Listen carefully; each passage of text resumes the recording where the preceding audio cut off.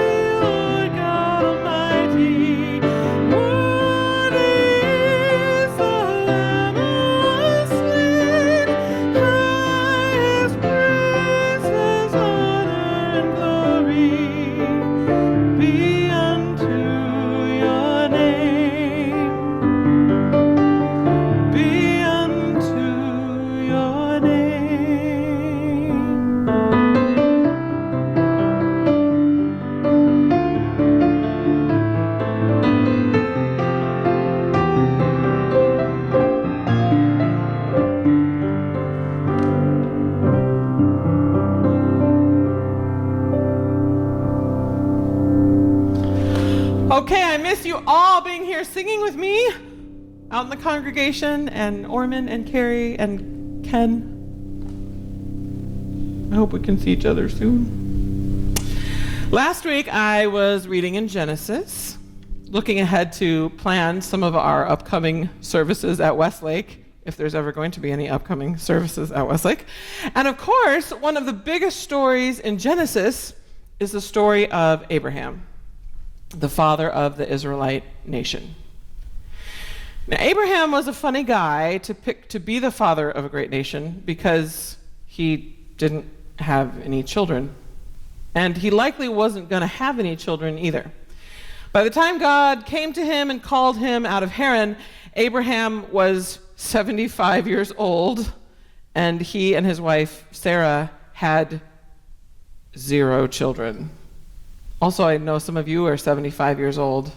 How would you like to have a baby this year and start changing diapers? Probably not a fun prospect. But God calls Abraham to leave his native country and go wherever he tells him. And God makes a promise. And this is in Genesis chapter 13, verse 16.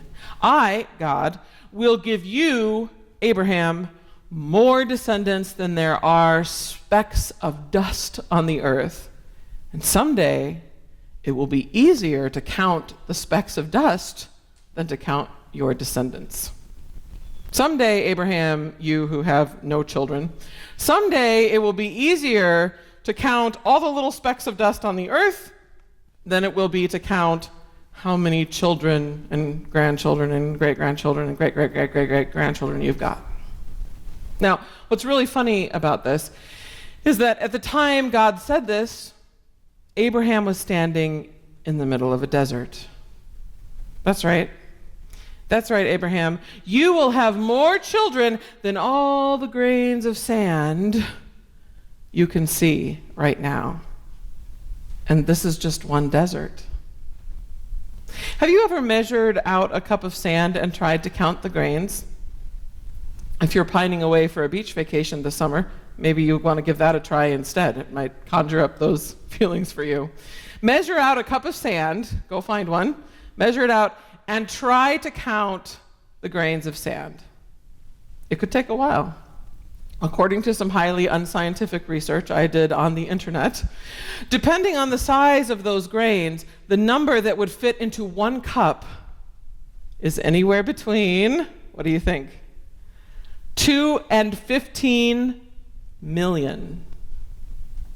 2 and 15 million grains of sand, and that's just in one teeny tiny cup. How many cups of sand can there be in a whole desert? We couldn't even begin to count that high. And I'm sure that's probably what Abraham was thinking too, because the beginning of Genesis chapter 13 says that Abraham went up from Egypt to the Negev. The Negev was a desert. So when God told Abraham that his descendants were going to far outnumber the specks of dust on the earth, Abraham was standing there looking at mounds and mounds of sand. Just imagine how impossible that must have seemed to Abraham. Here he was, 75 years old, and he didn't even have one child. I mean, it wasn't like he and Sarah were the Duggars, and when God told him this, they were well on their way to populating a little city. No, they had no children at all. And God was saying that his descendants would outnumber the grains of sand in a desert, in the whole world. That's kind of crazy. But if we can say this in a respectful way, I think that's the kind of God we have. A crazy one. At least, he's a crazy big thinker. He's always seeing a bigger picture than we are. He's always thinking bigger than we are. He's capable of imagining much more than we could ever begin to dream of. As he said through the prophet Isaiah many centuries later, "For my thoughts are not your thoughts, neither are your ways my ways, declares the Lord. As the heavens are higher than the earth, so are my ways higher than your ways, and my thoughts higher than your thoughts. We can't even begin to imagine God's ways and thoughts. They're far too high for us. The only thing God can do is reveal them to us, just as he did to Abraham. Because for Abraham and Sarah, one child would have been a welcome blessing. But God's thoughts are never in the track of just enough to get by. No, his thoughts run more towards outrageous excess. His ways are blessings upon blessings upon blessings. I mean, in a culture where so much importance was placed on heirs, only God would promise more descendants than you could count. So what blessings are you waiting on in your life? Or, like Abraham and Sarah, what blessings have you given up on ever receiving in your life? Don't be so hasty. We serve a God whose ways are higher than our ways, and whose thoughts are higher than our thoughts. If we let him do the thinking and the planning, and then if we let him guide and direct us, we will find that he is still more than able to bless us in ways we could never have imagined.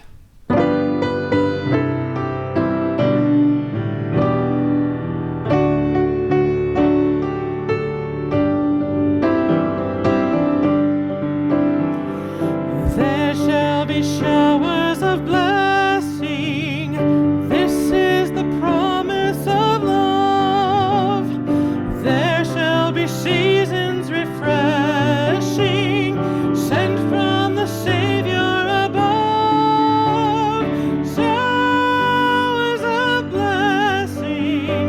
Showers of blessing we need. Mercy drops round us are falling, but for the showers we plead. There shall be showers of blessing, send them upon us, O Lord. Grant to us now a refreshing. Come and now honor your word. Showers of blessing we need. Mercy drops round us are falling, but for the showers we plead. There shall be showers of blessing, oh, that today they might fall. Now as to God we're confessing, now as on Jesus we call. Showers of blessing we need. Mercy drops round us are falling, but for the showers we plead.